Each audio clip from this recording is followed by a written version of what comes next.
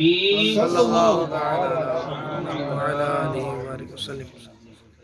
ایک واقعہ آپ کے سامنے عرض کرتا ہوں۔ حضرت سیدنا حسن بصری رحمۃ اللہ علیہ فرماتے ہیں کہ ایک فاحشہ عورت کی خوبصورتی کے بارے میں کہا جاتا تھا کہ دنیا کے حسن کا تیسرا حصہ اس کے پاس ہے، وہ اپنا آپ کو سونپنے کی اجرت 100 دینار لیتی تھی۔ ایک مرتبہ ایک عابد کی نگاہ اس پر پڑ گئی اور وہ اس کا قرب پانے کے لیے بے چین ہو کر 100 دینار جمع کرنے میں مشغول ہو گیا۔ عابد اس کو کہتے ہیں جو پرانے دور کے اندر بہت زیادہ عبادت گزار ہوا کرتے تھے۔ جب مطلوبہ رقم پوری ہو گئی تو وہ اس کے پاس پہنچا اور کہا، تیرے حسن نے مجھے دیوانہ کر دیا ہے، تیرے حسن نے مجھے دیوانہ کر دیا ہے۔ میں نے تجھے حاصل کرنے کے لیے اپنے ہاتھ کی محنت سے یہ 100 دینار جمع کیے ہیں۔ اس فاحشہ عورت نے کہا، یہ میرے وکیل کو دے دو تاکہ وہ پرکھ لے۔ جب وکیل نے دینار کا کھوٹا کھڑا ہونے کا دیکھ لیا تو اس نے عابد کو اندر جانے کی اجازت دے دی۔ جب وہ گناہ کے لیے فاحشہ کے نزدیک بیٹھا تو اسے اللہ پاک کی بارگاہ میں پیش ہونا یاد آ گیا۔ سبحان اللہ۔ ایک کاش ہم اللہ کی بارگاہ میں دعا کریں کہ جب کسی گناہ کی طرف ہاتھ بڑھے یا پاؤں بڑھے یا ہماری گاڑی بڑھے یا ہماری سوچ بڑھے، اللہ پاک اس وقت ہمیں اپنے خوف سے گناہ سے بچنے کی توفیق عطا۔ اور یہ بہت خوش نصیبوں کا حصہ ہے کہ اللہ کے خوف سے جو ہے وہ انسان کے اوپر شیطانیت سوار ہو جائے، لیکن اللہ کے خوف سے وہ اس گناہ سے بچ جائے۔ تو کہتا ہے کہ جب وہ گناہ کے لیے فاحشہ کے نزدیک بیٹھا تو اسے اللہ پاک کی بارگاہ میں پیش ہونا یاد آ گیا۔ یاد خوف میں تبدیل ہو گئی، جسم تھر تھر کانپنے لگا، شہوت جاتی رہی۔ اس نے فاحشہ سے کہا، مجھے چھوڑ دے، میں واپس جانا چاہتا ہوں اور یہ 100 دینار بھی تو رکھ لے۔ عورت نے کہا، یہ کیا، میں تجھے پسند آئی، تو نے اتنی محنت سے دینار جمع کیے اور اب جبکہ تیری خواہش پوری ہونے میں کوئی رکاوٹ باقی نہیں رہی تو واپس جانا چاہتا ہے۔ عابد نے کہا، میں اپنے رب کے سامنے کھڑے ہونے سے ڈر گیا ہوں، اس کے لیے میرا تمام عیش ختم ہو گیا ہے۔ وہ یہ بات سن کر بہت متاثر ہوئی، چنانچہ اس نے کہا، اگر واقعی یہ بات ہے تو میرا خاوند تیرے علاوہ کوئی نہیں ہو سکتا۔ بندہ جب گناہ اللہ کے خوف سے چھوڑ دیتا ہے تو اللہ پاک اس کو اس گناہ کے لیے دوسرے ذریعے سے، جائز ذریعوں سے بھی راستے بنا دیتا ہے۔ جائز ہو گیا نا اس کے لیے اگر وہ شادی کرے تو۔ عابد نے کہا، مجھے چھوڑ دے، میں یہاں سے جانا چاہتا ہوں۔ عورت نے کہا، میں تجھے صرف اس شرط پہ جانے دوں گی کہ تو مجھ سے شادی کر لے۔ عابد نے کہا، جب تک میں یہاں سے نکل نہ جاؤں یہ ممکن نہیں۔ عورت نے کہا، ٹھیک ہے، لیکن اگر میں بعد میں تیرے پاس آؤں تو کیا مجھ سے شادی کر لے گا؟ عابد نے کہا، ٹھیک ہے۔ پھر اس عابد نے منہ چھپایا اور اپنے شہر کو نکل کھڑا ہوا۔ اس عورت نے بھی توبہ کی اور اس عابد کے شہر میں پہنچ گئی۔ جب وہ پتہ معلوم کرتی ہوئی عابد کے سامنے پہنچی تو اسے دیکھ کر اس عابد نے ایک زوردار چیخ ماری اور خوف خدا کے سبب اس کی روح کفن سے انصری سے پرواز کر گئی۔ یہاں پر یہ بات بھی ہے کہ جب اللہ نہ کرے ہمیں کبھی شادی بیاہ میں یا کسی رشتہ داروں کے پاس فنکشن وغیرہ میں کہیں پھنس جائیں، جاتے تو نہیں ہے لیکن اگر کبھی پھنس جائیں تو پھر وہ چہرے کے اوپر کھلکھلاہٹ اور بس وہ مقصد کیا کہیں کہ اس کو انجوائے فیلنگ کہ یار بس وہ میں آتا تو نہیں ہوں ایسی شادی میں، آج رشتہ دار تھے اور مجھے پتہ نہیں تھا کہ یہ فنکشن اس طریقے سے ہوگا، وہ لیڈیز گھر کی ساتھ ہے تو مجھے بھی ساتھ لے کر جانا ہے، بس اب وہ وہاں خود بھی بیٹھا ہوا ہے۔ اگر ٹوپی ہے تو ٹوپی کو بھی اتار کے جو نا وہ سائڈ میں جیب میں رکھ دیا کہ نہیں یار وہ لوگ دیکھیں گے یار ٹوپی والا بندہ جو نا یہاں پر ڈانس ہو رہا ہے اور یہ بیٹھا ہوا ہے۔ لیکن ان بزرگان دین اور ان ہمارے اسلاف کے واقعات میں دیکھیں ہر جملے کے اندر کتنی جو نا وہ سوز و گداز ہے کہ جب وہ عورت ان کے پاس پہنچی تو اس کو دیکھ کر ان کی روح کفن سے انصری سے پرواز کر گئی۔ اللہ پاک ہمیں بھی ایسا خوف خدا عطا فرمائے۔ آمین۔ عورت نے لوگوں سے پوچھا، اس کا کوئی قریبی رشتہ دار ہے؟ بتایا گیا اس کا ایک بھائی ہے جو بہت غریب ہے۔ عورت اس کے بھائی کے پاس پہنچی اور اس سے کہا، میں تیرے بھائی کی محبت کی بنا پر تجھ سے شادی کرنا چاہتی ہوں۔ بھائی نے اس عورت سے شادی کر لی۔ اللہ پاک نے اس توبہ کرنے والی عورت کو 7 بیٹے دیے اور سب کے سب نیک اور پرہیزگار بنے۔ سبحان اللہ۔ میرے عشق بہتے رہے کاش ہر دم میرے خوف سے یا خدا یا الہی، تیرے خوف سے تیرے ڈر سے ہمیشہ، تیرے خوف سے تیرے ڈر سے ہمیشہ میں تھر تھر رہوں کانپتا یا الہی صلو علی الحبیب صلی اللہ تعالی علی محمد وعلی آلہ واصحابہ وبارک وسلم.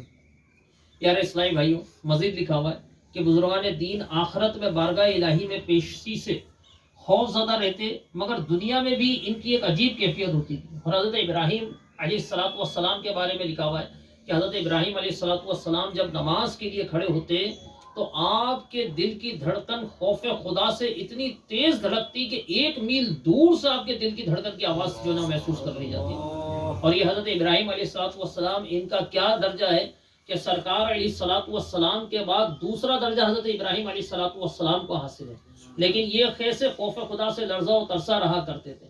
اور ایک اور واقعہ ہمارے مبلغ نے سنایا تھا کہ جب بارگاہ الہی کے اندر بندہ پیش ہوگا اور قیامت والے دن اس کے اعمال نامے اس کے سامنے پیش کیے جائیں گے، اسے کھولا جائے گا اور بندہ اس کو پڑھ کر اپنے رب کے سامنے سنانے کے لیے کھڑا ہوگا، تو وہ اس قدر اس وقت خوف کا عالم ہوگا کہ اس کے جسم سے جو نا پسینہ جاری ہونا شروع ہو جائے گا. کسی کا پسینہ جو ہے وہ گھٹنوں تک ہوگا، کسی کا پسینہ جو ہے وہ پیٹ تک ہوگا، اور کافر جو ہے وہ اپنے پسینے کے اندر ڈبکیاں لگا رہا ہوگا. ایسا پشمانی کا عالم ہوگا. اور اس کی مزید منظر کشی کرتے ہوئے جو ہے وہ فرماتے ہیں کہ ایک عورت جو ہے جب اس کا نامہ اعمال کھولا جائے گا اور اس کو ایک نیکی کم پڑے گی تو وہ بھاگتی پھرے گی میدان محشر میں اور کہے گی کہ کوئی میرے کو 1 نیکی دے دے، کوئی مجھے 1 نیکی دے دے. راستے میں اس کو اس کا بیٹا ملے گا اور وہ اپنے بیٹے سے کہے گی، میرے پیارے لختے جگر، کیا میں نے تجھے دودھ نہیں پلایا؟ کیا میں نے تجھے پالا نہیں؟ کیا میں نے تجھے اپنے پاس نہیں رکھا؟ کیا میں نے تیری پرورش نہیں کی؟ کیا میں نے تیری زندگی کے لیے ہر کام جو وہ اچھے سے اچھا کرنے کی کوشش نہیں کی؟ وہ اپنی ماں سے کہے گا، میری ماں یقیناً تو نے میری ساری زندگی کا سہارا تیرے اوپر ہے، تو نے ہی میرے سارے کام کیے. تو اس کی ماں کہے گی کہ بیٹا آج مجھے تجھ سے 1 نیکی کی طلب ہے. آج میں اپنے رب کے سامنے پیش ہوں اور مجھے 1 نیکی کی ضرورت ہے. اگر مجھے 1 نیکی مل جائے تو میری جو نا وہ نجات کا ذریعہ بن جائے.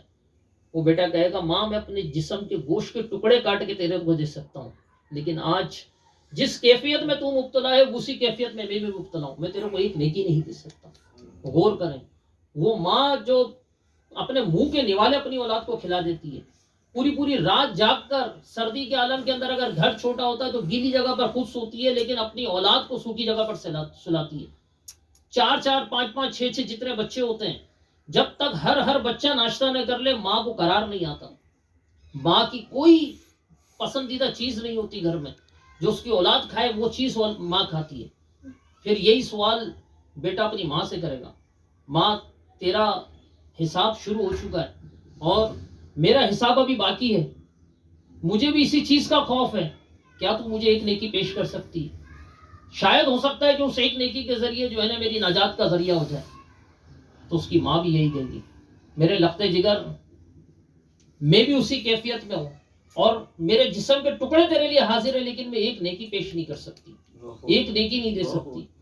یعنی بروز قیامت کیسا میدان محشر کے اندر یہ عجیب سما ہوگا کہ بندہ سوچے کہ اس وقت 1 نیکی کی کتنی قیمت ہوگی.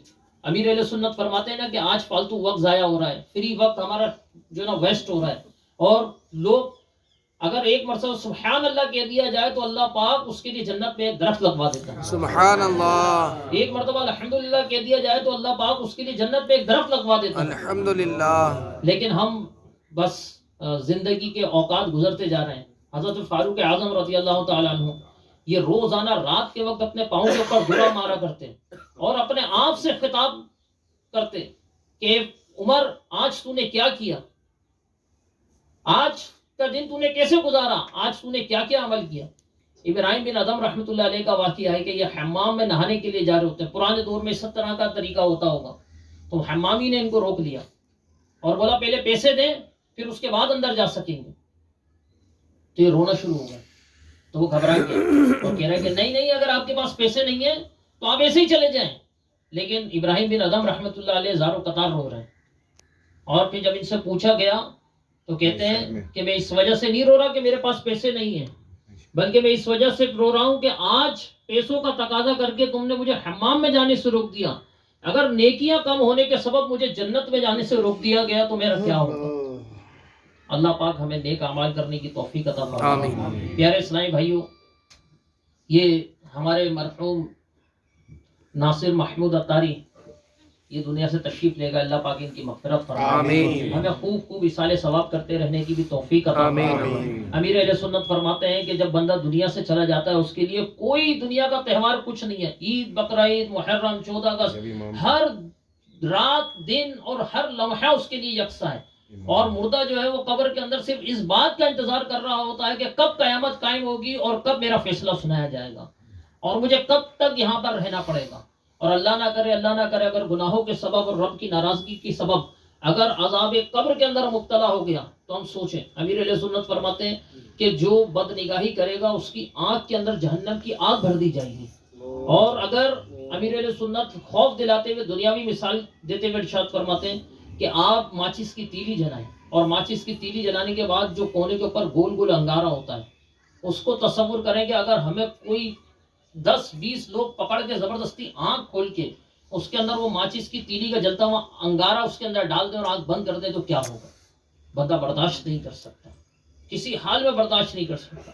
اور جہنم کا عذاب برداشت کرنے کی کسی میں طاقت نہیں. تو آئیے نیت کریں کہ انشاءاللہ اللہ پاک نے ابھی ہماری زندگی باقی رکھی ہوئی ہے. ہم ہر ایک نیت کریں. میں بھی ذہن بنانے کی کوشش کروں کہ یار واقعی کیا زندگی کا جو نا وہ سلسلہ چل رہا ہے. صبح اٹھتے ہیں وہی روٹین کا کام ہے. دن کے اندر کبھی 2 جماعتیں نکل جاتی ہیں، کبھی 3 جماعتیں نکل جاتی ہیں. نوافل پڑھنے کے اندر سستی آتی ہے. تہجد پڑھے ہوئے تو نہ جانے کتنے جو نا وہ ہفتے ہو جاتے ہیں، کتنے دن ہو جاتے ہیں. قرآن پاک کھولے ہوئے جو ہے وہ کتنا ٹائم ہو جاتا ہے.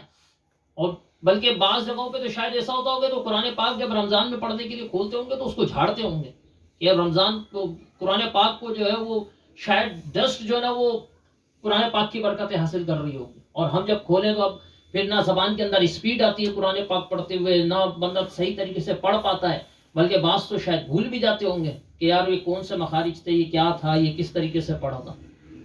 ہماری نمازیں ہم نے سیکھی کہاں ہیں، صحیح طریقے سے نماز پڑھنی کہاں آتی ہے.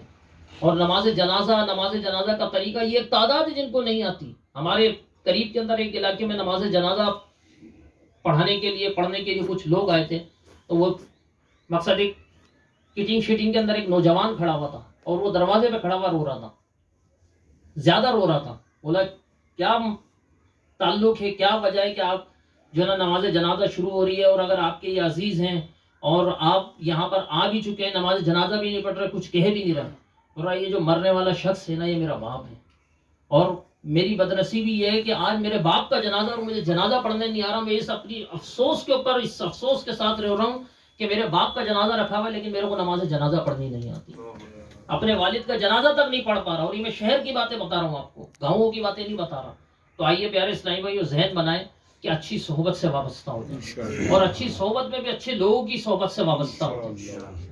نیک لوگوں کی صحبت جو ہوتی ہے نا یہ بندے کو نیکیاں کرنے کے اوپر ابھارتی ہے. جب آپ نمازیوں کے ساتھ ہوں گے نا تو وہ آپ کو ٹائم دکھائے گا، یار 4 بج رہے ہیں، اگر ہم وہاں فلاں جگہ کے اوپر جائیں گے نکلیں گے 4:30 ہوں گے، آدھے گھنٹے کا راستہ نہیں ہے. کورنگی پہنچنا اپنے جو ہے وہ نماز پڑھ کے چلتے ہیں یا راستے میں فلاں جگہ نماز پڑھیں گے. اور جب بے نمازی کے ساتھ ہوں گے تو وہ نماز کی آپ کو پڑھانے کے لیے کیا پڑھنے میں بھی شاید ہو سکتا ہے کہ رکاوٹ کرے. نہیں وہاں جا کے پڑھ لیں گے یار، جماعت کے ساتھ نماز پڑھنا اتنا ضروری تھوڑی، اللہ پاک معاف کرنے والا ہے. جبکہ نماز پڑھنے کی جو فضیلتیں ہیں بے شمار فضیلتیں ہیں کہ نماز جو ہے نا وہ دین کا ستون ہے اور نماز مومن کی معراج ہے. یعنی مومن کے لیے بہت بڑی جو اللہ پاک نے خوشی جو اس کو عطا کی ہے نا اس کے اندر ایک نماز شامل ہے. اور پیارے آقا صلی اللہ تعالی علیہ وسلم جو بروز محشر اپنے امتیوں کی انشاءاللہ عز و جل شفاعت فرمائیں گے اور شفاعت فرما کے ان کو جنت میں داخل فرمائیں گے، وہ پیارے آقا صلی اللہ علیہ وسلم فرماتے ہیں کہ نماز میں میری آنکھوں کی ٹھنڈک. اگر آج ہمارے جو خوش نصیب اور خوش بخت لوگ ہوتے ہیں نا، اگر ان کی والدہ یا ان کے والد کہہ دیں نا بیٹا تو یہ کام کرتا ہے نا میری آنکھیں ٹھنڈی ہو جاتی ہیں، میرا دل ٹھنڈا ہو جاتا ہے. تو خوش نصیب اور خوش بخت جو لوگ ہوتے ہیں نا وہ اولاد وہ اپنے ماں باپ کی آنکھوں کو ٹھنڈا ہی رکھتے ہیں اور اپنے ماں باپ کا کہنا ہی مانتے ہیں اور ان کو ہر طرح سے خوشی اور راحت پہنچانے کی کوشش کرتے ہیں. لیکن ہمارے پیارے آقا صلی اللہ علیہ وسلم جو نبیوں کے سردار، امت کے غمخوار، ہم گناہ گاروں کی شفاعت فرمانے والے، وہ فرمانے کہ نماز میں میری آنکھوں کی ٹھنڈک ہے۔ سبحان اللہ۔ تو کیا ایک امتی کے لیے ایسا نہیں ہونا چاہیے کہ جب نماز اذان کی آواز اس کے کان کے اندر آئے تو وہ نماز کے لیے بے قرار ہو جائے، نماز کے بغیر اس کو چین نہ آئے، اس کی جماعت نکل جائے تو اس کی بے قراری جو ہے وہ اس کی بے قراری کو قرار نہ آئے؟ تو چلے نیت کریں، میں بھی ذہن بناتا ہوں، آپ بھی نیت کریں اور ذہن بنائیں کہ انشاءاللہ عز و جل آج کے بعد ہماری کوئی نماز قضا نہیں ہوگی انشاءاللہ عز و جل۔ اللہ پاک توفیق دے، انشاءاللہ پانچوں نمازیں باجماعت مسجد میں ادا کریں گے انشاءاللہ عز و جل۔ کچھ نہ کچھ ذہن بنائے کہ اگر بہت مجبوری نہ ہو، اللہ کے کرم سے انشاءاللہ عز و جل، پیر و مرشد کی نظر کرم سے ذہن بنائے کہ انشاءاللہ عز و جل پانچوں نمازوں میں جس وقت جو نفل ہوتے ہیں اور سنت غیر موقع ہوتی ہے انشاءاللہ اس کو ادا کرنے کی کوشش کرتے رہیں گے انشاءاللہ عز و جل۔ اگر عادتیں چھوٹ گئی ہیں نفل پڑھنے کی، سنت غیر موقع پڑھنے کی، اگر یہ عادتیں چھوٹ بھی گئی ہیں تو صحیح کچھ کوشش تو کرنی چاہیے نا آگے بڑھنے انشاءاللہ۔ کی۔ کاروبار ٹوٹتا ہے تو بندہ بیٹھ تو نہیں جاتا، یا جاب چھوٹتی ہے تو بیٹھ تو نہیں جاتا کہ یار اب بس جاب چھوٹ گئی ہے تو اب جو نا میرے کو کچھ کرنا ہی نہیں ہے۔ کاروبار چھوٹتا ہے، ٹوٹتا ہے، جاب چھوٹتی ہے تو ذہن تو یوں ہی ہوتا ہے یار انشاءاللہ دوبارہ ایفرٹس کرنی ہے، اور بندہ پھر آگے بڑھ جاتا ہے جب آپ جو ہے نا وہ کوشش کرتا ہے۔ تو دوبارہ ذہن بنائے کہ انشاءاللہ تعالی ہم عصر سے پہلے کی سنتیں اور عشاء کے پہلے کی سنتیں قبلیہ جو ہوتی ہیں وہ انشاءاللہ عز و جل اللہ پاک کی توفیق سے ادا کرنے کے لیے دوبارہ کوشش کریں گے انشاءاللہ عز و اور جل۔ ان تمام باتوں کو عمل کرنے کے لیے اور اس کو اپنی روٹین میں لانے کے لیے پیارے اسلامی بھائیوں بہت پیاری چیز جو ہے وہ ہمارا امیر اہل سنت کا عطا کردہ نیک اعمال کا کارڈ ہے، سبحان اللہ۔ جس کو ہم مدنی انعامات کہتے ہیں۔ سبحان اگر خوش نصیب اسلامی بھائیوں کے پاس ہو تو ذہن بنائیں کہ چلیں انشاءاللہ عز و جل ہمارے جو اچھے کام کریں اس کا ایصال ثواب کیا جا سکتا ہے، صرف قرآن پاک کا نہیں۔ تو ہم یہاں پر آئے ہی مقصد ایصال ثواب کی فاتحہ ہم ہیں، تو جو اچھی نیتیں ہوتی جائیں اس میں نیت کرتے جائیں کہ انشاءاللہ عز و جل میں اللہ کی رحمت سے یہ نیت کرتا ہوں، امید کرتا ہوں جو نیک اعمال میں آج نیت کر رہا ہوں اس کا ثواب انشاءاللہ اپنے مرحوم ناصر محمود بھائی کو بھی ایصال ثواب انشاءاللہ عز و جل۔ کس کے ایصال ثواب سے اور کس کی جو ہے وہ ادائیگی سے کس مرحوم کا بیڑا پار ہو جائے ہمیں نہیں معلوم۔ سبحان اللہ۔ اور علماء کرام نے لکھا ہے نا کہ وہ 11 مرتبہ جو ہے وہ سورہ قل هو اللہ احد یہ پڑھی اور کسی نے مردوں کو خواب میں دیکھا تو کہتے ہیں کہ 1 سال ہو گیا وہ جو قل هو اللہ شریف پڑھی تھی، اس 1 سال سے ہم اس قل هو اللہ شریف کا ایصال ثواب آپس کے اندر جو ہے وہ بانٹ رہے ہیں۔ سبحان اللہ۔ ایک قل هو اللہ احد، اس کی اللہ پاک نے جو ہے کتنی برکتیں رکھی ہیں۔ اور کل الحمدللہ عز و جل ہمارے یہاں پر مدنی مذاکرے کے لیے بھی اسلامی بھائیوں نے بتایا کہ اسی گھر کے اندر اسلامی بھائی بیٹھے تھے الحمدللہ عز و جل، اور شیخ طریقت امیر اہل سنت دامت برکاتہم العالیہ مدنی پھول ارشاد فرماتے ہیں۔ تو اب اس کے لیے ہمیں مزید اجازت مل گئی ہے اپنے اپنے گھروں میں یا کسی اور جگہ پر جو ہے وہ 5-7 اسلامی بھائی مل کر جو ہے وہ مدنی مذاکرہ دیکھیں۔ یہ شیخ طریقت امیر اہل سنت وقت کے ولی کامل ہیں، اور مجھے پنجاب کے ایک مقصد پیر صاحب کے ذریعے سے یہ بات پتہ چلی تھی، ہمارے رکن شورا نے بتائی، کہہ رہے ہیں کہ آپ لوگ جو نا الیاس قادری کو جانتے نہیں ہیں، بولے اگر آپ کو الیاس قادری کے منازل اور مراتب معلوم ہو جائے نا تو آپ اپنے گھر بار اور کاروبار چھوڑ کر جو ہے نا وہ الیاس قادری کے قدموں کے اندر پڑے ہو۔ اور یہ شیخ طریقت امیر اہل سنت جو ہے وہ مدنی پھول اپنی زندگی بھر کا اخلاقی اور اصلاحی اور معاشرتی جتنے پہلو ہیں الحمدللہ عز و جل اس پہ تربیت فرماتے ہیں۔ آخر میں ایک بات آپ کو مدنی قافلے کے لیے عرض کروں گا الحمدللہ عز و جل کہ 5 فروری کو ہمارے علاقے سے صدر سے دیگر علاقوں سے الحمدللہ عز و جل مدنی قافلے سفر کر رہے ہیں، اور یہ نیک بننے اور بنانے کا ایک بہت پیارا ذریعہ ہے کہ ہم اس کے ذریعے سے بہت ساری نیکیاں حاصل کر سکتے ہیں۔ کئی اسلامی بھائی تو ماشاءاللہ ایسے نظر آ رہے ہیں جو مدنی قافلوں میں کچھ نہ کچھ سفر کرتے ہیں اور جاتے رہتے ہیں، تو کیا ایسا نہیں ہو سکتا کہ یار ہمارے مقصد ناصر بھائی کے جو رشتہ دار آئے ہوئے ہیں اور جو اہل محلہ آئے ہوئے ہیں اور جو دیگر اسلامی بھائی آئے ہوئے ہیں، تو اللہ پاک کی رحمت بہت وسیع ہے، ہم جتنا ایصال ثواب کریں گے، جتنے مسلمانوں کو نیکیاں ایصال کریں گے، اللہ پاک ان کی تعداد کے برابر ہمیں ثواب عطا فرمائے گا۔ تو ایصال ثواب کرنے میں گھٹتا نہیں ہے، بڑھتا ہے۔